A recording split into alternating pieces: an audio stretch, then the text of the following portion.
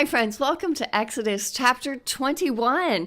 We're moving right along. Thank you for being here. Thank you for persevering. And indeed, we're persevering through some words of Yahweh to Moses that he is to give to the people of Israel. So we have to start out today just remembering and asking those who, what, where, when, how kinds of questions. What is taking place here? Well, verse 1, now these are the rules that you shall set before them. And we have to ask, who's speaking here? Understand, this is Yahweh. Who is he speaking to? These are the rules that you, Moses, shall set before them, the people of Israel.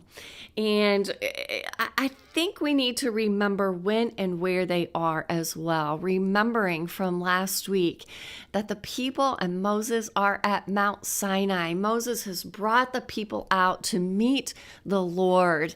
And it's dramatic, right? We won't unpack all of that. We did that last week. But they're meeting with the Lord. And the Lord is calling the people to be his people, to be his nation, a kingdom of priests that will show the rest of the world who Yahweh is. And why? Why is he giving them a word here at Mount Sinai after he has rescued them from Egypt? Well, it's because of that, I think. Why? Well, number one, if we went back to Exodus chapter 18, we would see that there is conflict amongst the people.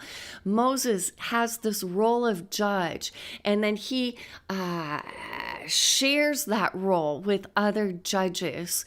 So the people need to know what is right, what is wrong in the court of law. The judges need to know how to make good decisions here. Why would they need to be taught this? Friends, I think we just need to remember that the people of Israel have been slaves. Their living, practically their breathing, has been dictated by their masters, the Egyptians. And now that they are free, how shall they live? What is the Lord's standard for them? What is on God's heart for them? And I love that God provides clear answers for them. He doesn't leave them just stumbling around in the dark. So once again, what do we learn about who God is? We see his grace to his people. All right. One common thread that I noticed in the rules for today's passage is that all of these rules have to do with how to treat people.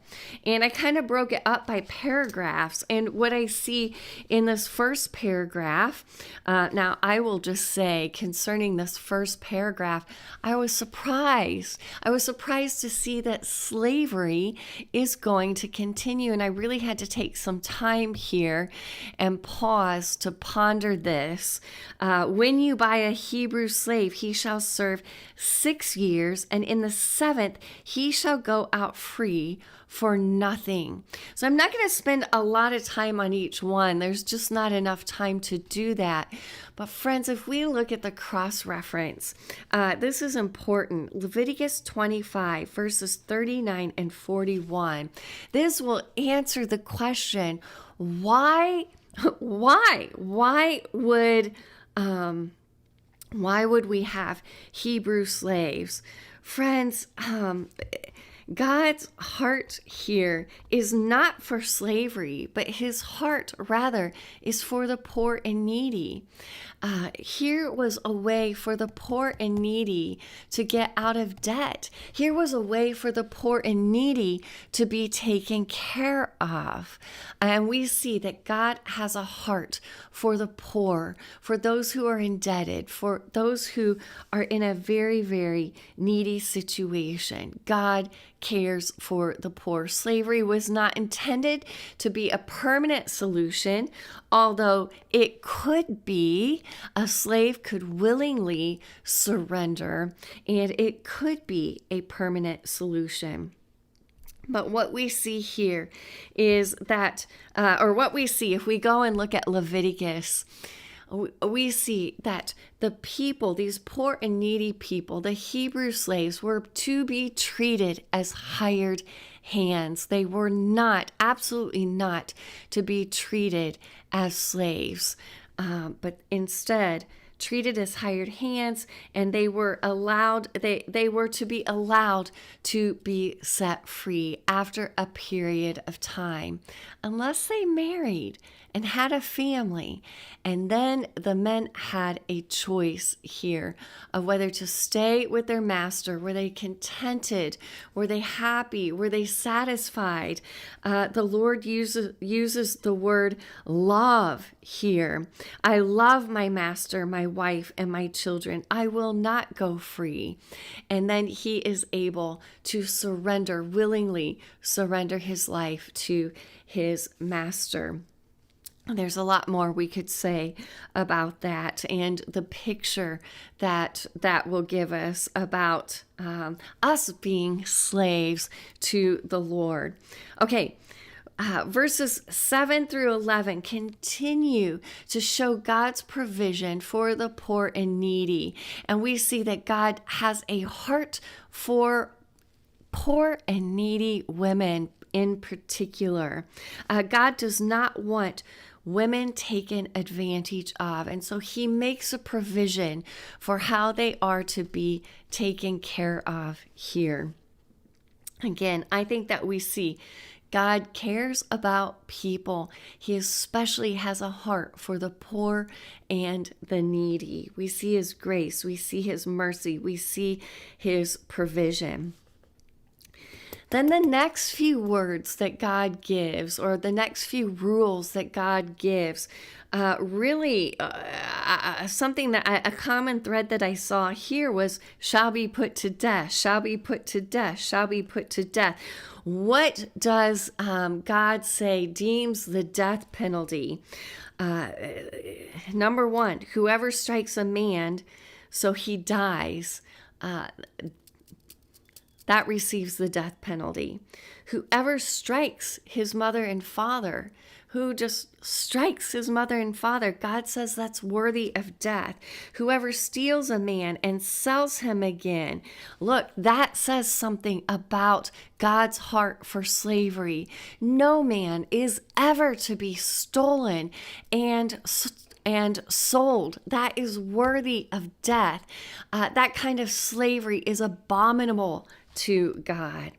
And then last of all, whoever curses his father and mother, that is worthy of the death sentence. So what do we learn about God? Wow, those words that he gave last week, this tells us something about God's heart. Verses 20, or last week, chapter 20, verse 12, honor your father and mother. God takes that seriously. You shall not murder. God takes that seriously. What is the punishment? This is worthy of death. You are as good as dead if you kill, if you curse, if you strike your mother and father. Friends, putting this all together, if we just ask that golden question, what is it we learn about who God is from this passage? Friends, I go back to saying all of these rules pertain to people and how people are to be treated. I think last week we saw rules that pertain to how to love God. Here are some rules on how to love and care for others as ourselves. If we just put this in perspective of the golden rule. What do I learn about God? Number one, I think God cares about justice. Number two, I noted that God is a God of order. We mentioned this last week. God cares about life here. He cares about life. He is the one who has breathed life into men, and he values that. Number four, God cares for the poor and needy. And number five, I jotted down that God is gracious. He gives clear instructions on how to live and how to follow him in this ancient Near East culture that they are living in. Oh, friends, main point, God gives Moses rules to set before the people, and he explains, here is how to love others. He goes into a little bit more detail, and here's what a right or wrong answer would look like in the court of law. Now, to apply this, friends, is this relevant for today? I absolutely think it is. And for myself, I feel like my application, I need to take time to ponder today. But I was struck by God's heart of justice and his heart for the poor and needy, that he sees, that he knows, that he understands, and he prepares a way for people who fall into debt and have nothing and they need a way out. And I ask the question, do I care as God cares? And what does that look like today? How am I to act upon this today? Now, yesterday in church, there was a call to take care of some poor and needy women. And I correlated it with that. What is my role? Lord, what are you asking me to do to help in this situation? So that was my own personal conviction. There are many, many ways to apply today's passage. I'd love to hear from you. I wish you were sitting right here that we could unpack and talk about this a little bit further. I'll look forward to seeing you tomorrow.